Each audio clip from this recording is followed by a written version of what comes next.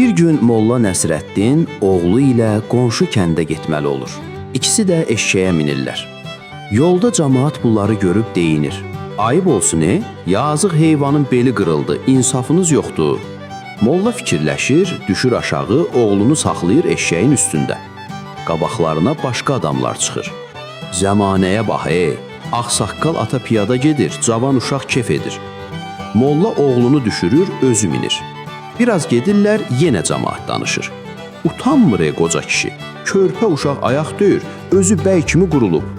Axırda Molla hirslənir.